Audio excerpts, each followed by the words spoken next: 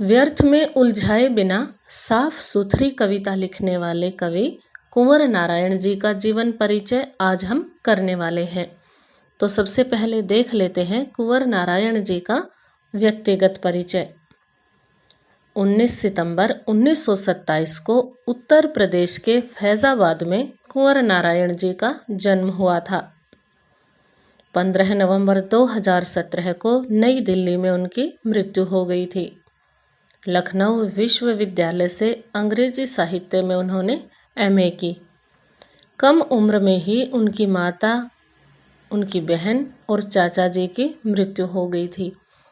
इतनी कम उम्र में परिवारजनों की मृत्यु को देखकर उन्होंने मृत्यु के विषय पर बहुत गहन विचार किया, बहुत मंथन किया और ये विचार उनकी कविताओं में भी देखने को मिलते हैं।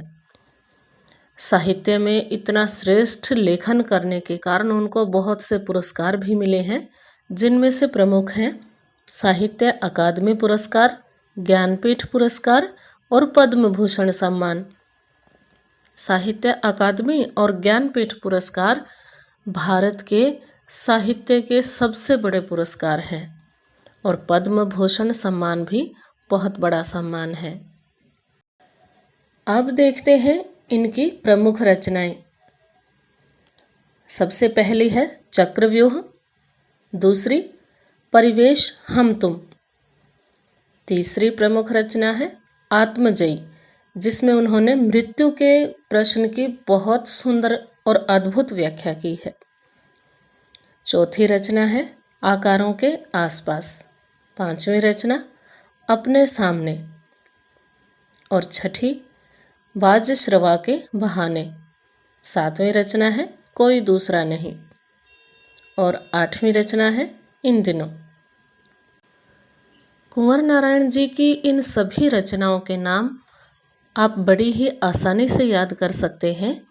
एक बार ध्यान से सुनिएगा। चक्रव्यूह के परिवेश में हम तुम आत्मजयी हैं, आकारों के आसपास अपने सामने वाजश्रवा के बहाने के अलावा कोई दूसरा नहीं है इन दिनों। इस प्रकार एक छोटी सी बात की तरह बड़ी आसानी से इन रचनाओं के नामों को याद रखा जा सकता है। एक बार फिर से सुनिए। चक्रव्यूह के परिवेश में हम तुम आत्मजयी हैं, आकारों के आसपास अपने सामने वाजश्रवा के बहाने के अलावा कोई दूसरा नहीं है इन दिनों।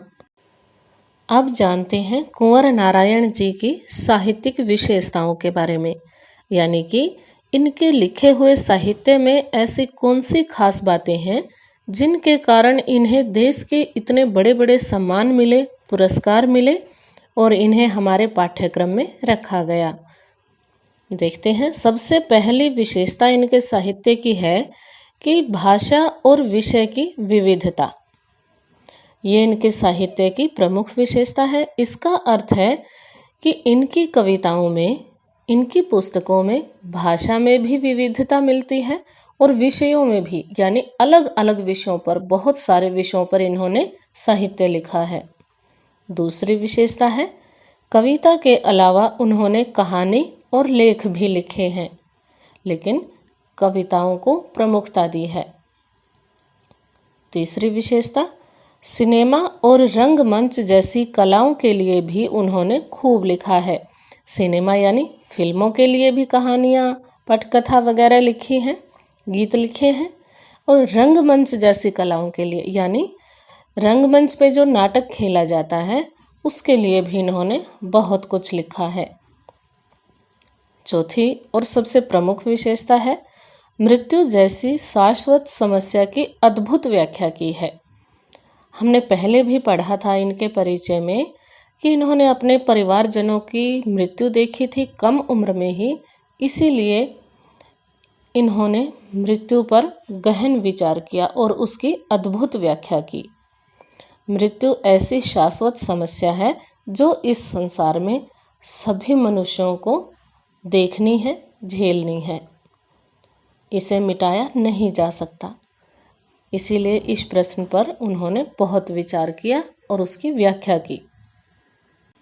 शाश्वत का अर्थ होता है सदा रहने वाला, यानी मृत्यु की समस्या इस पृथ्वी पर हमेशा रहने वाली है। कुंवर नारायण की रचनाओं से, उनके साहित्य से पता चलता है कि वे चारों ओर फैली हुई छीना झपटी और दुनियादारी में विश्वास नहीं करते, यानी वो दिखावे और लालच का जीवन पसंद नहीं करते। साथ ही अपनी बहुत सी कविताओं में उन्होंने प्रकृति की सुंदरता का मनोहारी वर्णन किया है। प्रकृति में बहुत कुछ बहुत सुंदर है और उसका कुंवर नारायण जी ने वर्णन किया है।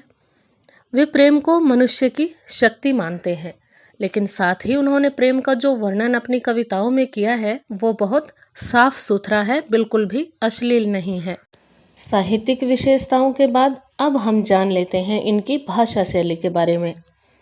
सबसे पहली बात है कि कुंवर नारायण की भाषा सीधी है, सरल है और रोचक है। दूसरी विशेषता इनकी भाषा शैली की है कि कुंवर नारायण के काव्य में बिंब, प्रतीक और अलंकार आदि का अधिक मात्रा में प्रयोग हुआ है।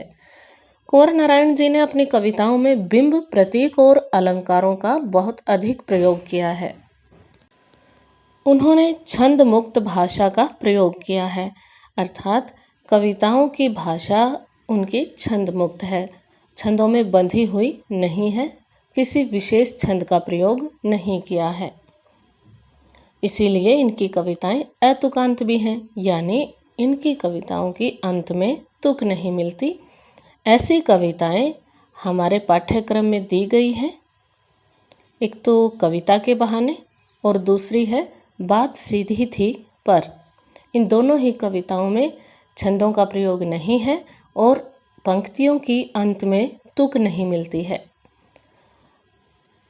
इनके साहित्य में कुछ कविताएं ऐसी भी हैं जिन्होंने छंदों का प्रयोग है, तुक भी मिलती है, लेकिन हमारे पाठ्यक्रम में छंद मुक्त कविताएं हैं।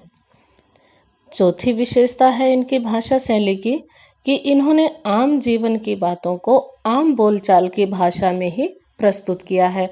भाषा में ज़्यादा दिखावा या ज़्यादा बनावटीपन नहीं है।